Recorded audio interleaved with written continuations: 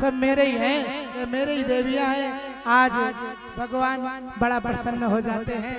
आज कहते हैं कि देख कन्हैया, देख कन्हैया, तूने ये इतनी देवियों से विवाह किया, मैं आशीर्वाद दे दे के थक गया। देख मेरा कंठ सूखने लगा, हाथ उठना बंद कर दिया है।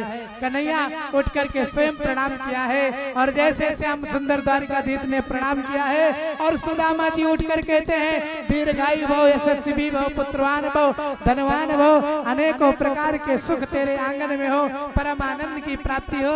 अरे कन्हैया, तेरी देवियां बड़ी सुंदर हैं। कहा कि अच्छा ये अभी भी सुंदर है। अरे कन्हैया पूछ मत, तेरी भाभी तो ऐसे जैसे ये लगी है ना मार्क से, ये लाइट जल रही है ना, उसका चेहरा तो ऐसे जलता है।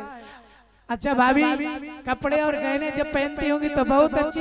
अरे तेरी भाभी हार पहनती है, 9 लाख का हार पहनती है, रानी हार पहनती है। द्वारिकाधीश कहने लगे, मेरे ही द्वार पे बड़ा आदमी आज आया है। अरे अच्छा ये बता भाभी, कैसे दिखती है ये पंडाल में जितनी बैठी हैं, इनसे मिलती जुलती कोई देवी है? अरे पूछ मत कन्हैया, तो को मैं क्या बताऊं, ये सारी देवी तेरी भाभी से कमजोर लगती है। प्रेम से बोलो जय श्री राधे। वही सच्चा पति है जो अपनी पत्नी सबसे सुंदर दिखती हो, वही है भैया पति। और जो दूसरे की पत्नी को सुंदर बताता हो, वो है कुलपति। प्रेम से बोलो जय श्री राधे। आज भगवान की कृपा। कहने लगे कि चल भैया, चल चल चल तू सो जा। सुदामा जी को सुलाया, ला तेरे पाँव दबा दूं। आज वो पाँव दबाने लगे। कहा ला तेरा हाथ दबा दूं। अरे नहीं नहीं नहीं नहीं, अरे कन्हैया, अरे तूने जब से आया तूने ये हाथ नहीं बिल्कुल खोला। और क्यों, तेरे हाथ में कोई दर्द है क्या? अरे नहीं नहीं नहीं नहीं नहीं, अरे ये तो मैं तंदुरुस्त हूँ, मैं मजबूत हूँ। अरे भैया बैठो बैठो, मैं तेरे चरण दबा दूं। कहते हैं ब्राह्मण के पाँव दबाना दरिद्र को नाश करना होता है। अरे तो तेरी गरीबी वैसे नाश है, तेरे यहाँ के लोग क्या कहते होंगे? रानियां कहने लगी कि हे भगवान, जिन दिन से ये ब्राह्मण का पदार्पण हुआ, हमारे घर में तो ऐसा हो गया है कि श्याम सुंदर हमारे तरफ तो देखते ही नहीं है। जाने कौन सा इतना बड़ा अजीब मेहमान आया है, अजीब मेहमान आया है। सभी बहुत चकित हैं। सुदामा जी से कहने लगे, और भैया भाभी कैसी है, बच्चे कैसे हैं? और तो ठीक है, आपको याद करती होंगी। कहाँ याद तो करती होंगी। और सुदामा जी का हाथ धीरे धीरे पकड़ते गए, बातों में लेते गए और धीरे से हाथ को उठाया और पोटली को छीन लिया। बोलो पोटली चोर भगवान की। अब उस भोग की जो पोटली है, द्वारिकाधीश स्वयं दर्शन करते हैं और दर्शन करके करुणा के सागर में डूब जाते हैं। अरे विधाता, मेरी भाभी ने 4 घर से भेजा है, अर्थात मेरी भाभी अमीर नहीं है, मेरी भाभी गरीब है। आज ये छानन बीनन मेरे लिए भेजा है। ये भाभी का दिया हुआ प्रसाद अमृत है और कन्हैया उसको पान किया है। एक मुट्ठी दान उधर में गया तो पाताल लोक दान में हो गया। बलि राजा है वहां के ब्राह्मण।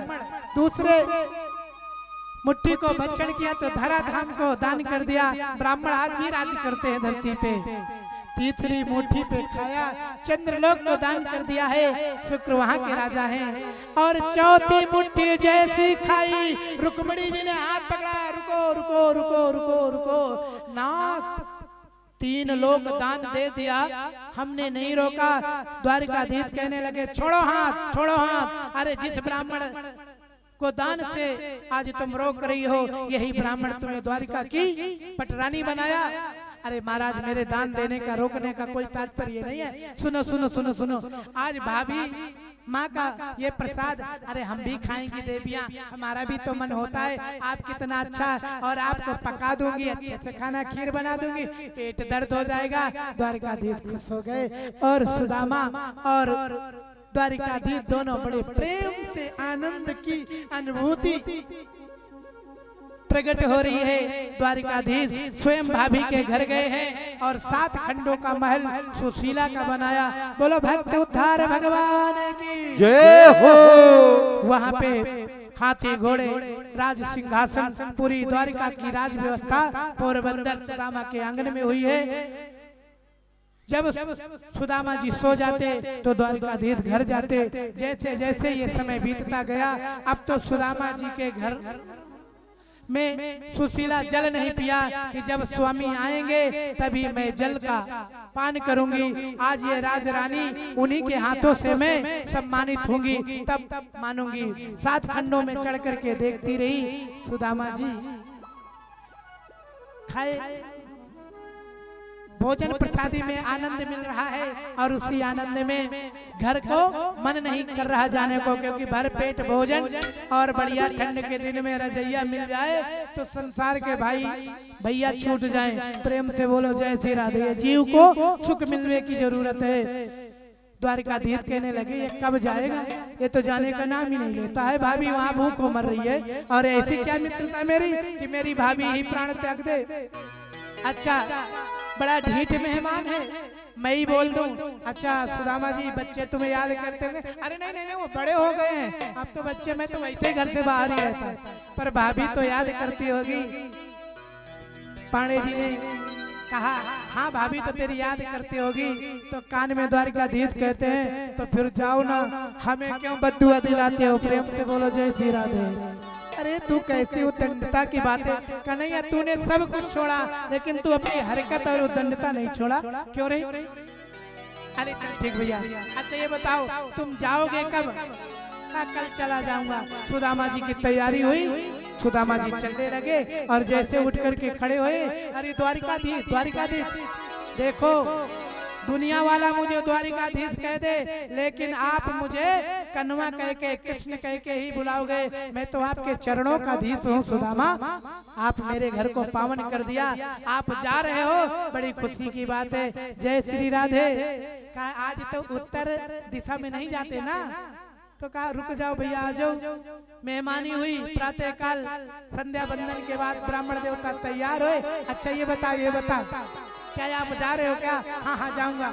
जाने लगे द्वारिकाधीश जाऊं तो, लेकिन आज तो बुधवार है, बुध को भी तो उत्तर नहीं देते। कहा हे भगवान इसका मुहूर्त कब बनेगा मेरे घर छोड़ने का? ठीक है ब्राह्मण देवता रुक जाइए। अब प्रातः काल गुरुवार आया, ब्राह्मण देवता चलने लगे, कहने लगे कि अब कब तक ढिठाई करूं, अब तो चलना ही होगा। सुदामा जी चलने लगे। द्वारिकाधीश फिर द्वारिकाधीश बोला मुझे कन्वा कह के बोलना, कृष्ण कह के बोलना, ये बात मुझे कभी नहीं बोलना। मैं तेरे चरणों का दास हूँ, मैं ब्राह्मण को अपना भगवान मानता हूँ, आश्रय है जीने का। ब्राह्मण देवता आपको प्रणाम है। अच्छा देखो मैं जा तो रहा हूँ ना, ये 2-5 किलो ना तो ये अनाज बांधा, कैसा इसका भाव है, और हाँ ना ही 10-50 रुपया इसने दिया, और देखो कैसा ये है। पर यार कुछ भी हो इसको याद नहीं है, मैं थोड़ी याद दिला। अच्छा ये बताओ मैं जाऊं द्वारिकाधीश? फिर बोला द्वारिकाधीश मुझे ये शब्द से भारी घृणा है, मुझे कन्हैया। अच्छा हाँ चल बे कन्हैया, तो अलग ही सुन लेता है। हाँ कन्हैया। अच्छा मैं जाऊं? अच्छा हाँ भैया जाओ, पर ये बच्चों के लिए कुछ दिया नहीं, बच्चे क्या बोलेंगे, अरे इसके तो इतना है देना चाहिए। पर ठीक है अब तो जाऊंगा, उस पढ़ाइन की वो मेहमानी करूंगा जिसने मुझे यहाँ भेज करके आज ये काम किया है, आज भेज दिया है। ये अच्छा नहीं किया है, मुझे भेजा और ये कुछ किलो भर नहीं दे रहा है। मैं जाऊंगा इसकी बड़ाई करूंगा, मेरा साथी बहुत अच्छा, मुंह उठा के बोल देगी तो क्या दिया उनने, ये मेरी तो नाक कटा रहा है। पर यार ऐसा नहीं, कन्हैया भोला है, मेरी कितनी सेवा कर, इसको याद नहीं है इसके। अच्छा ये बताओ बच्चों की याद दिलाऊंगा तो अपना वाला शोरूम सामने खुला है, ये मिठाई का डिब्बा मंगाएगा देगा मुझे। अच्छा बच्चे पूछेंगे तो मैं आपके बारे में क्या बोलूंगा, उनको कहना कि मुझे चाचा बोले, हो शौकीन चाचा बोले। अरे तुझे चाचा नहीं बोलेंगे और पापा बोलेंगे क्या? शौकीन अरे वो तो बोलेंगे ही चाचा, इसमें कौन सी बड़ी बात है। अरे नहीं नहीं नहीं, मैं ये कह रहा कि बच्चे बोलेंगे कि चाचा कैसे हैं। अरे तो कह देना चाचा, बस कृपा है। बच्चों की बात की तो हरियाली सारे धाम में है। अच्छा अच्छा, मैं ये बार बार कहता हूँ, लेकिन इसको एक याद नहीं है कि 11 रुपया दे के तिलक कर दे। अच्छा कन्हैया, हाँ यही वाली लैंग्वेज याद रखना। मैं चलूं? हाँ भैया चलो। अरे ये तो कैसा, ये चटकीला मटकीला स्वभाव का है, छेल छबीला। भाभी की बात करूंगा ना तो ये जरूर कुछ ना कुछ साड़ी वाड़ी तो पैकिंग करा देगा। अच्छा तेरी भाभी बोलेगी तुम्हें क्या कह दूंगा? अच्छा हाँ, भाभी बोलेगी तो क्या कह देगा? कुछ संदेशा मैं भी कह दूं क्या? अरे हाँ हाँ, तू इधर कान बता, तेरे मन में जो भी मजाक लगे तू कर दे। भाभी तो तेरी भाभी, मैं बच्चों के छिपा करके यही बात कह दूंगी। फिर वो 2 बात तुझे सुनाएंगी तो उनकी तेरे को बता जाऊंगा। कहा कि ठीक है, उनसे कहना देवर का चरण स्पर्श स्वीकार करें और मेरे ऊपर आशीर्वाद। अरे तेरे चरण स्पर्श से मेरा लेना देना नहीं है, किलो 2 किलो मिठाई से लेना देना है, 100-500 रुपया से जरूरत है। अरे भैया कुछ तो सोच, एक साड़ी ही दे दे। पर इसका मन डोल नहीं रहा। पर ठीक है यार, ये तो खुश रहे, इसने मेरी सेवकाई किया। अरे हो गए, चलते हैं यार।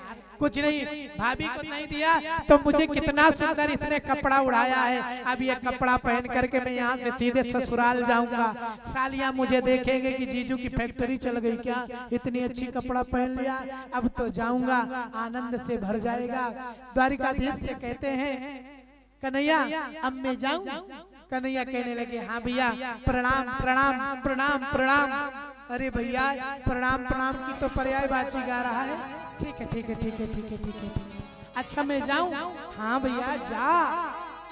कब जाओगे? भाभी राह देख रही होगी। अच्छा अच्छा अच्छा, पर ये बता दे, संदेशा तो तूने कहा नहीं।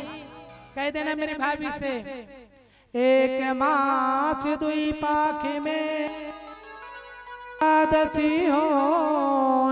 भैया कहना मेरे भाभी से नित्य द्वादशी होए। अब मेरे भाभी के घर में एकादशी नहीं होगी, द्वादशी होगी। चल भाई अच्छा मैं जा रहा हूँ। अब मुझे ससुराल भी निकलना होगा, क्योंकि अच्छे कपड़ा होते हैं तो सबका मन ससुराल जाने को करता है। क्यों भाई लोग, सही बात है ना? अब तो द्वारिकाधीश को याद आ गई कि ये कपड़ा तो रुक्मिणी जी के फलदान में आया था और इसको मैंने उड़ा दिया और ये चला गया तो मेरे से झगड़ा कर बैठेंगे कि तुमने मेरे बाप की निशानी दिया। अरे सुदामा सुदामा रुको रुको रुको रुको रुको रुको, ये वाला कपड़ा दे दो, ये वाला कपड़ा दे दो, ये मेरे ससुराल का है। सुदामा जी कहने लगे हे भगवान, 4 मीटर कपड़ा दिया वो भी छीन लिया। इससे मैंने क्या आशा किया था?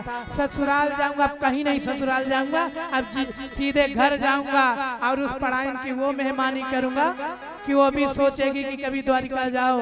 अब तो भैया ब्राह्मण को तो इतना क्रोध आया, भगवान कहते तुम्हारा जितना क्रोध यहाँ आ रहा है, घर जा करके तुम उतना ही सुखी हो जाओगे। आज सुदामा जी से भाव बदला, ये द्वारिका का राजा है, मेरी इतनी इज्जत किया है, सिंहासन में बैठाया है, मेरे चरणों को धो करके मेरा सम्मान किया है, अब इसको कभी नहीं भूलूंगा।